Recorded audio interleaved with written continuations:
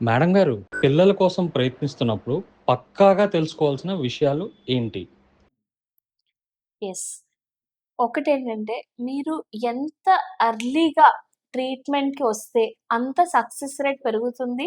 And అంత ఈజీగా అయిపోతుంది. ఒక 28 ఇయర్ ఓల్డ్ కపుల్ పెళ్లైన 1-2 ఇయర్స్ ట్రై చేసి సొంతంగా తొందరగా ట్రీట్‌మెంట్‌కొస్తే ఫస్ట్ స్టార్టింగ్ ట్రీట్‌మెంట్స్ చాలా సింపుల్‌గా ఉంటాయి. అండ్ ఎఫెక్టివ్‌గా ఉంటాయి. అదే పెళ్లయ్యి ఒక 8 ఇయర్స్, 10 ఇయర్స్, 12 ఇయర్స్ ఆ టైంకి మనకి కౌంట్ తగ్గిపోయో, లేకపోతే ఎగ్ రిజర్వ్ తగ్గిపోయో వస్తే, అప్పుడు ఇంక మనకి సక్సెస్ రేట్ అనేది చాలా తక్కువగా ఉంటుంది. అండ్ నేచురల్‌గా అవ్వడం. అంటే ఇప్పుడు మనం జస్ట్ ఫాలిక్యులర్ మానిటరింగ్ చేసి లేదా ఐయుఐతో సక్సెస్ రేట్ కొంచెం తక్కువగానే ఉంటుంది. ఈవెన్ ఐవీఎఫ్ సక్సెస్ రేట్స్ కూడా ఎఫెక్ట్ అవుతాయి. సో, గుర్తుంచుకోండి. మనం పిల్లల కోసం ట్రై చేస్తున్నాము.